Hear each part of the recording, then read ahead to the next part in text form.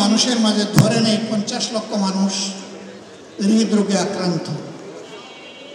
তাদের সকলের কি ওই সমস্ত দেশে যাওয়ার সামর্থ্য আছে? এমনকি গ্রাম থেকে ঢাকায় আসার সামর্থ্য অনেকের নেই।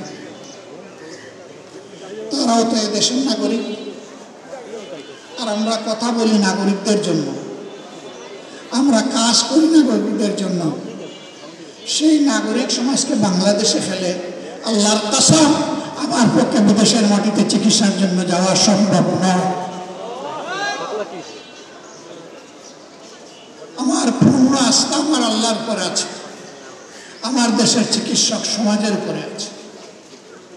বহু লোক উন্নত চিকিৎসার আশায় বিদেশে গিয়ে কফিন বক্সে হয়ে বাংলাদেশে ফিরে। আবার হাজারো লোক বাংলাদেশের হাসপাতালগুলা থেকে শিক্ষা নিয়ে সুস্থ হয়ে হাসিমকে ঘরে ফিরে। আমি তাদের মিছিলে শোনাতে দিচ্ছি।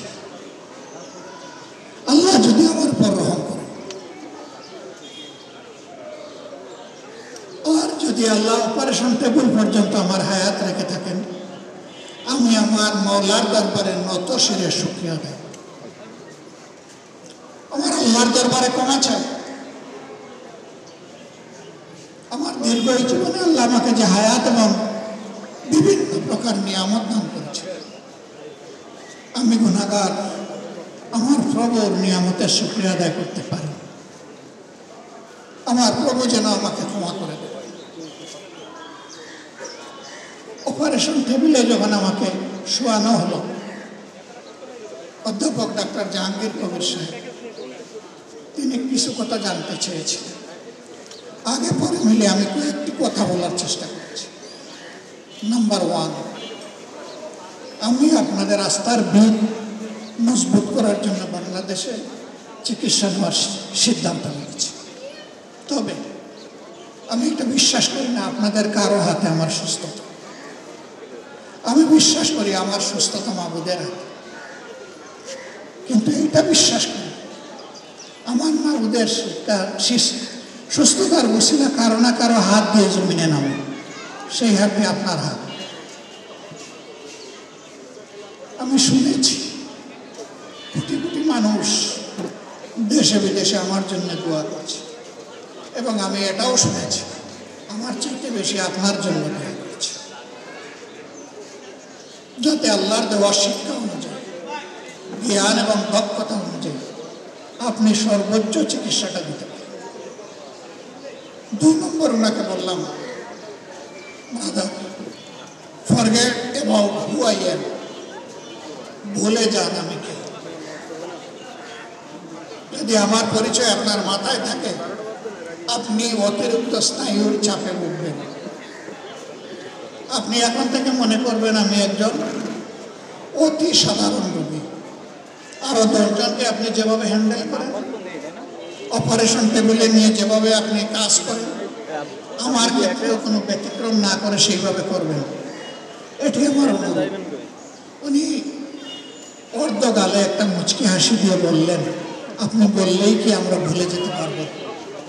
তবে আপনি যেহেতু অনুরোধ করেছেন, চেষ্টা করুন। সম্মানিত ভাইয়েরা, বলেছিলাম আমার যদি এই অপারেশন টেবিলে শেষ নিঃশ্বাস আল্লাহ তাআলা কবুল করেন, আমি আপনাদেরকে আশ্বস্ত করছি কেউ আপনাদেরকে দায়ী করবে না। কারণ মেন্টাল মেকআপ আমার প্রিয়জন আপনজনের আমি করেই এখানে এসেছি। তারা বুঝবে এতটুকুই আমার হায়াত, আলহামদুলিল্লাহ। এবং আমি এও বলেছি আমার মৃত্যুর খবর পেলে তারা কেউ যেন না কাঁদে, বরঞ্চ প্রথমেই যেন পড়ে আলহামদুলিল্লাহ রাব্বিল আলামিন। আল্লাহ জীবন তুমি দিয়েছিলে, তুমি নিয়ে গেছো, সকল প্রশংসা। যারা আপনজনরা এটা পড়ে তারা বড় ভাগ্যবান। আল্লাহর ফেরেশতারা গিয়ে তার দরবারে রিপোর্ট দিয়ে বলেন, আপনজন হারিয়ে আপনার প্রশংসা করেছি। আল্লাহ বলবেন ওদের জন্য আমার জান্নাতে ঘর বানাও, স্পেশালাইজড বালাখানা। আমি এটার নাম রেখে দিলাম বাইতুল হাম। আল্লাহু আকবার। সব মশার বিরুদ্ধে সুরক্ষা দিতে এলো বসুন্ধরা এক্সট্রিম অ্যারোসল, মশার বিরুদ্ধে এক্সট্রিম সুরক্ষা। এই প্র্যাকটিস আমাদের সকলেরই করা উচিত। এরপরে আমি বললাম, আমি যদি সুস্থ হয়ে বাসায় ফিরি, আপনি মনে করবেন না যে সুস্থতা আপনার হাতে। এই সুস্থতা আমার আল্লাহর দান, উসিলা ছিল। এই জন্য আল্লাহর কাছে কৃতজ্ঞ, আমি আপনার কাছে কৃতজ্ঞ। আমার অনুরোধ, যে চিকিৎসাটা আমাকে দিবেন, আমার প্রতি চিকিৎসায় যে মনোযোগটা দেবেন, সেই মনোযোগ মেহরবানি করে আপনি সাধারণ রোগীদেরকেও দেবেন। আমাকে দেখতে আসলেন হসপিটালের চেয়ারম্যান এবং এমডি। চেয়ারম্যান সাহেবকে বললাম, টাকা বাঁচানোর জন্য আমি বাংলাদেশে চিকিৎসা নিচ্ছি না। আপনার প্রতি আমার অনুরোধ, আমাকে কোনো ডিসকাউন্ট দেওয়ার চেষ্টা করবেন না। আমাকে কোনো ডিসকাউন্ট দিলে আমি অ্যাকসেপ্ট করব না, in any capacity or identity. চিকিৎসক হিসাবে, রাজনীতিবিদ হিসাবে, সমাজের একজন সাধারণ কর্মী হিসাবে আমাকে যদি ডিসকাউন্ট দেওয়ার চেষ্টা করেন, তার প্রতিবাদে আমাকে যেদিন ডিসচার্জ দিবেন, আমি আরও 1 দিন 2 দিন হসপিটালে থাকবো এবং তারও বিল দেবো। ওই 2 দিনের জন্য বিল আমি দেবো, দায়ী আপনারা থাকবেন। হ্যাঁ, ডিসকাউন্ট যদি দিতেই হয়, those who are deserving peoples, যাদের আর্থিক কষ্ট আছে তাদেরকে দেবেন। এর জন্য আমি একটু সব পাবো, এই রিকমেন্ডেশন হচ্ছে। তারা বলেছেন চেষ্টা করতে, আল্লাহ তাদেরকে তৌফিক দান করুন। এই 2 জন বিশেষজ্ঞ চিকিৎসক, প্রবীণ চিকিৎসক, দেশের খ্যাতিমান চিকিৎসক, তারা প্রতিদিন আমাকে কমপক্ষে একবার না দেখে তারা তাদের কর্মস্থল ত্যাগ করতেন না, এবং তাদের অসংখ্য সহকর্মী আমার কেয়ার নিয়েছে। আমি যা প্রত্যাশা করিনি, যা চাইনি, তাই তারা করেছে। আমি তাদের কাছে ঋণী। দোয়া করি আল্লাহ তাআলা দুনিয়া আখিরাতে তাদের সকলের মর্যাদা বাড়িয়ে দেন। এমনকি এই হসপিটালের একজন পরিচ্ছন্নতা কর্মী, যাদেরকে পেশেন্ট কেয়ার বলা হয়, তাদের থেকে শুরু করে সকলেই আমার প্রতি যে মমত্ববোধ দেখিয়েছে, আমি তাদের কাছে বলবেন যে আসলেন আমাদের মেডিকেল ক্যাম্প দেখতে, রোগীদের ব্যাপারে কিছু বলবেন, সারাই তো আপনার ব্যাপারে বলবেন। বন্ধুগণ, আমার ব্যাপারে আমি এই কারণে বললাম, আমার বাংলাদেশে চিকিৎসা নেওয়াটা ছিল, যারা অল্প কিছু হলেই, হাঁচি কাশি হলেই বিদেশে দৌড় দেন, তাদের সেই উদ্যোগের প্রতিবাদ। কেন যাবেন?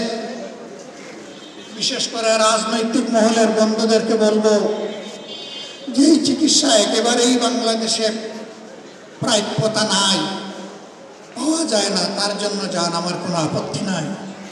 কিন্তু যে চিকিৎসা বাংলাদেশে আছে, তার জন্য যাওয়া উচিত নয়।